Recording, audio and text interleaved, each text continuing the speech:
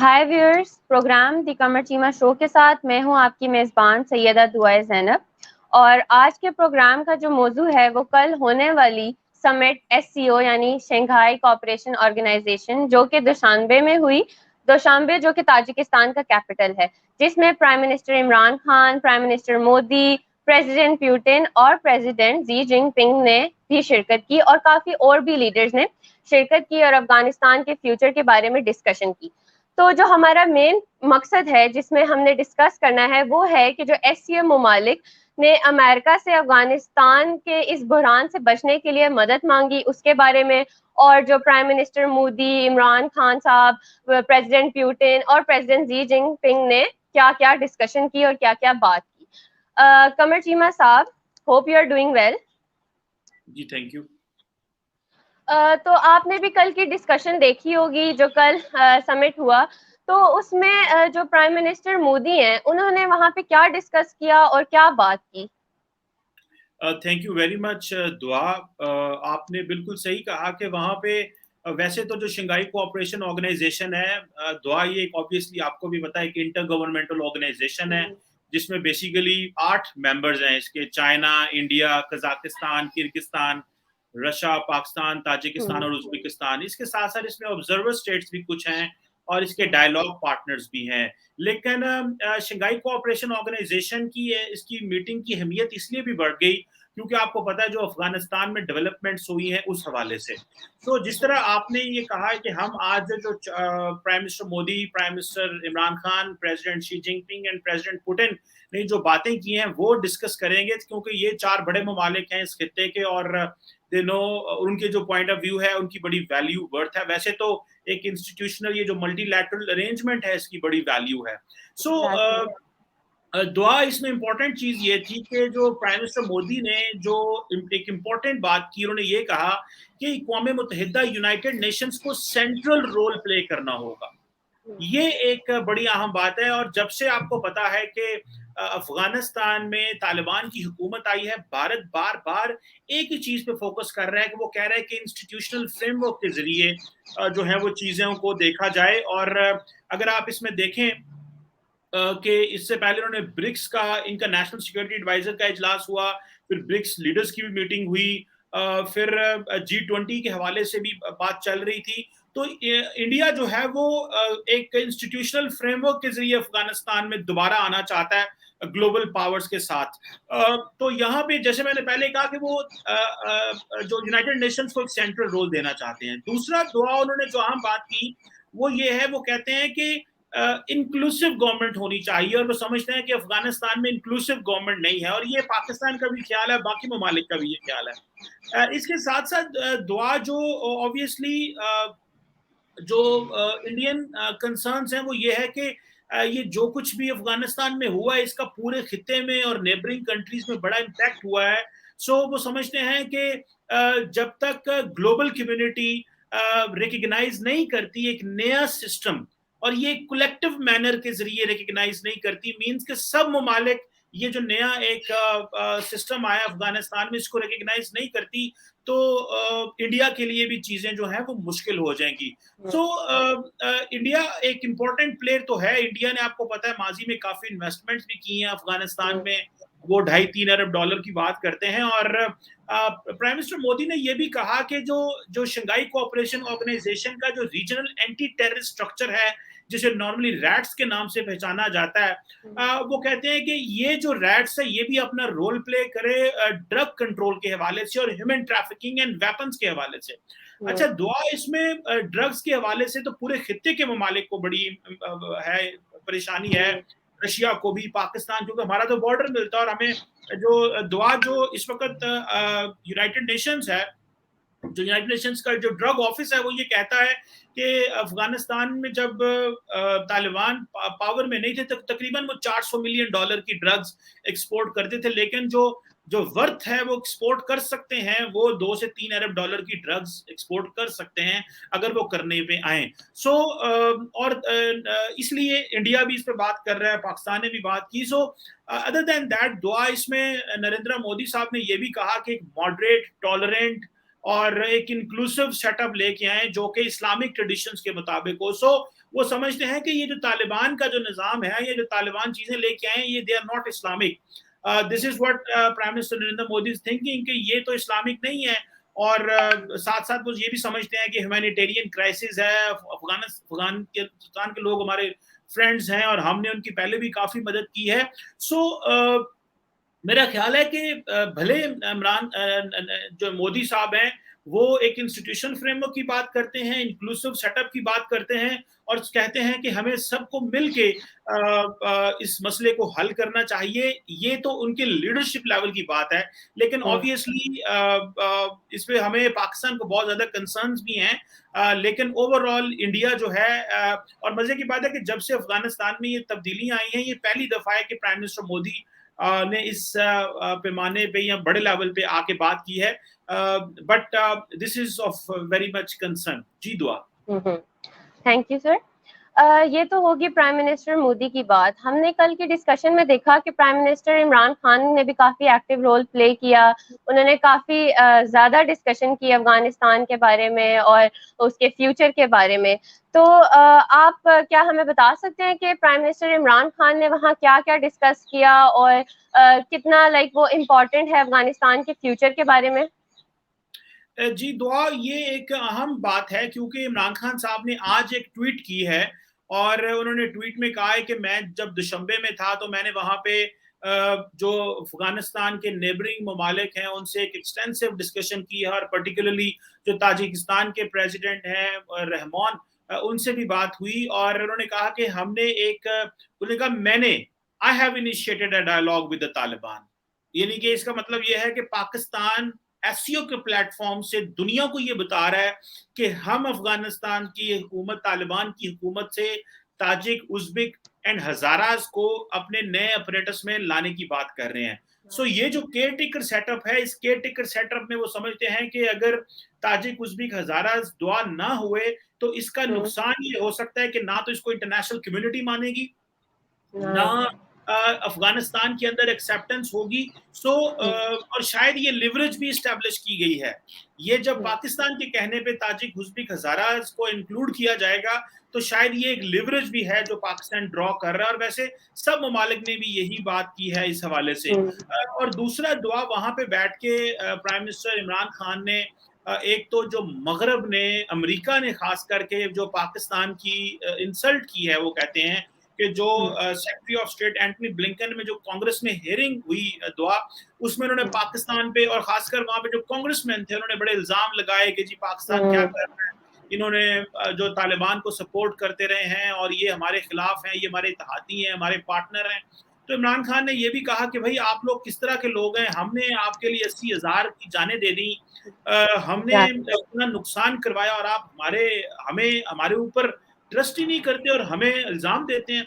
इसके साथ साथ दुआ उन्होंने बात की कि जो अफगानिस्तान है उसको बाहर से नहीं कंट्रोल किया जा सकता।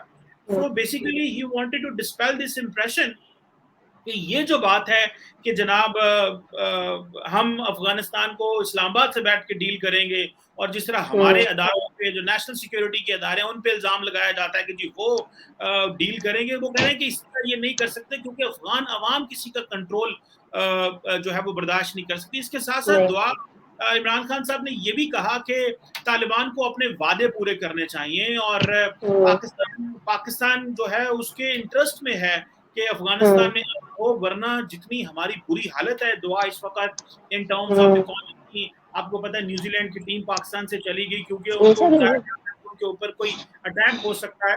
तो ये हमारे लिए दुआ बड़े सीरियस कंसर्न्स हैं व्हेन इट कम्स टू ये जो डेवलपमेंट्स हैं अफगानिस्तान वाली।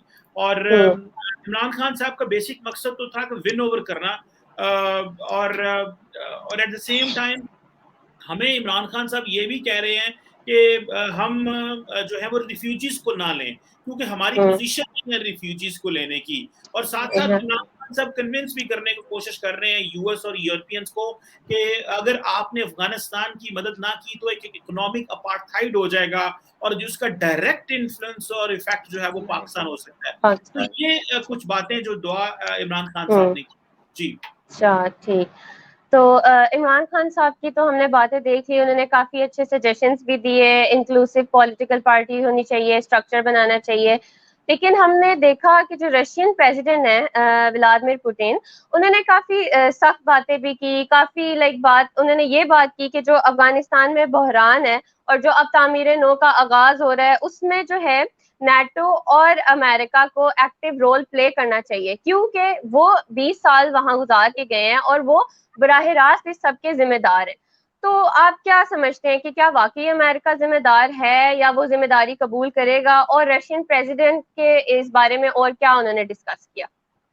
जी, दुआ बिल्कुल, क्योंकि आपको पता है कि ये जितनी भी सेंट्रल एशियन स्टेट्स हैं, जब सोवियत डिसइंटीग्रेशन नहीं हुई तो ये सारी की सारी, आपको पता है दुआ, ये used to be part of Soviet Union, ये सब रशिया का हिस्सा थे। जी जी। अब ये सारी स्टेट्स छोटी-छोटी हो गई हैं, डिवाइड हो गई हैं, और ये जो बात आपने की कि रशियन प्रेसिडेंट जो हैं वो ये बातें कर रहे हैं, तो ऑब्वियसली इसका एक तो है कि अमेरिका को क्वेश्चन मार्क कर रहे हैं कि भाई आपने ये गन डाला, आपने नेशन बिल्डिंग की बात की और आपसे हुआ कुछ नहीं, और आप जिस तरह यहाँ से, दिस इज नॉट फेयर।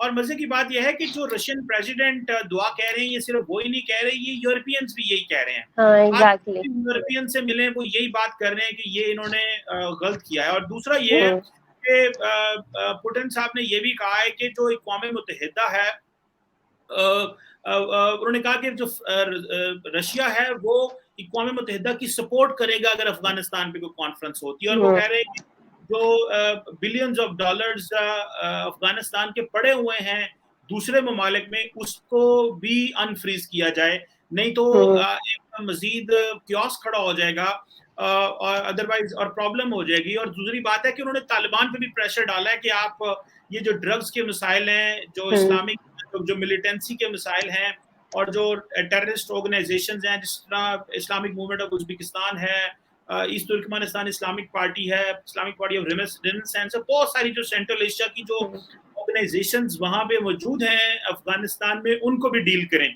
सो ये जो दुआ एक मसला है कि पाकिस्तान हो, इंडिया हो, अफगानिस्तान, रशिया हो या चाइना हो, या जितने भी खित्ते के ममालिक, वो एक अश्योरेंस इंक्लूडिंग रशिया जो है वो तालिबान से लेना चाहते हैं कि जो इस्लामिक मिलिटेंट ग्रुप्स हैं वो अफगानिस्तान से ऑपरेट ना करें और ड्रग्स यहाँ से एक्सपोर्ट ना हो।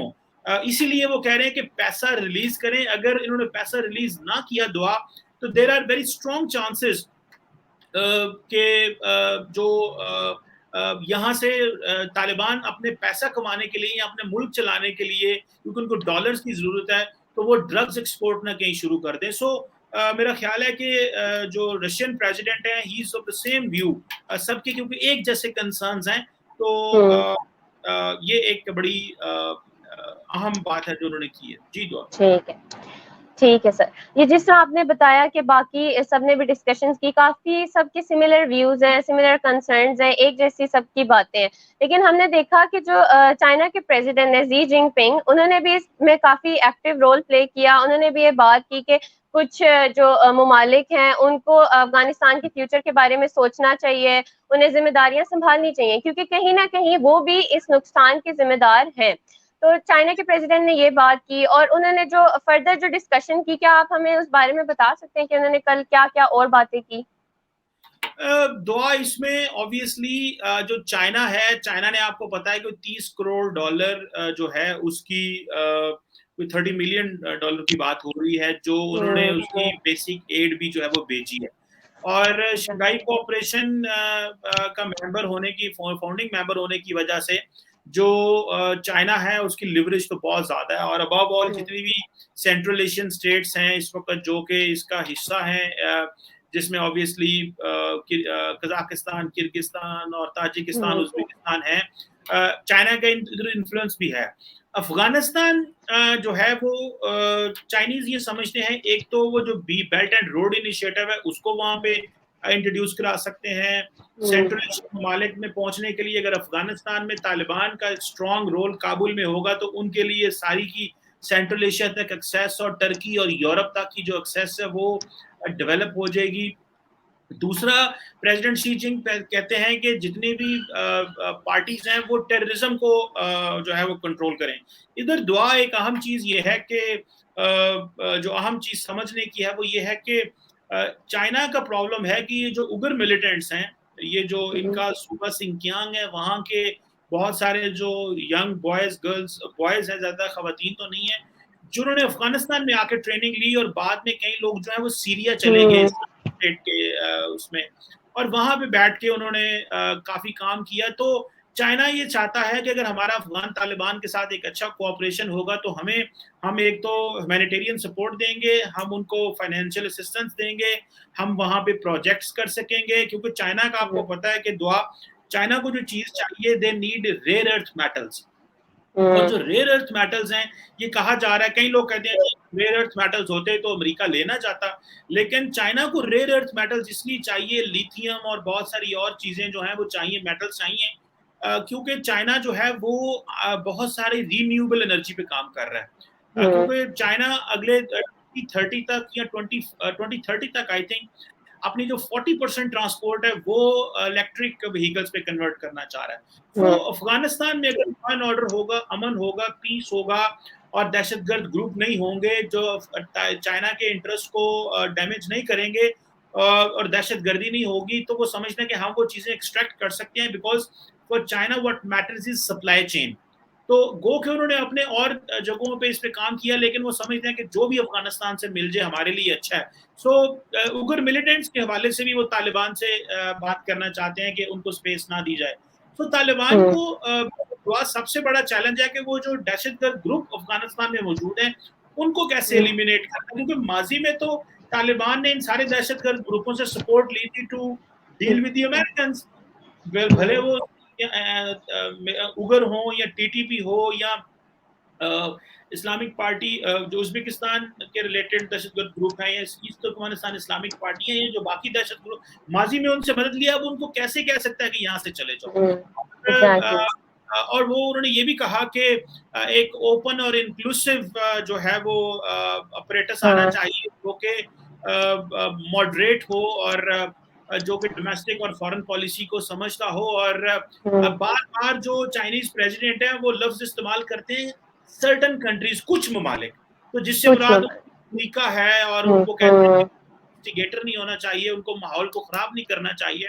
और वो ये चाइनीज ने भी ये कहा कि ह्यूमैनिटेरियन डिजास्टर है जो कि उनके बॉर्डर पे भी है, और ह्यूमन सिक्योरिटी और उस पर भी, हालांकि चाइना का अपना ह्यूमन राइट्स रिकॉर्ड इतना अच्छा नहीं है, लेकिन वो क्योंकि मगरब बहुत ज्यादा कहता है कि ह्यूमन राइट्स के ऊपर बात करें, तो वो बार बार तालिबान को ह्यूमन राइट्स और वुमेन के ऊपर भी बात करते हैं। लेकिन ऑब्वियसली ये किस तरह की डिस्कशन है कि वो समझते हैं कि करनी जरूरी है। और साथ साथ चाइना ने ये भी कहा है कि हम जो कोविड-19 वैक्सीन हैं वो भी अफगानिस्तान को बड़े पैमाने में देंगे, और हम उनकी जो ह्यूमैनिटेरियन असिस्टेंस है जो है उसके ऊपर भी बात करेंगे। जी दुआ।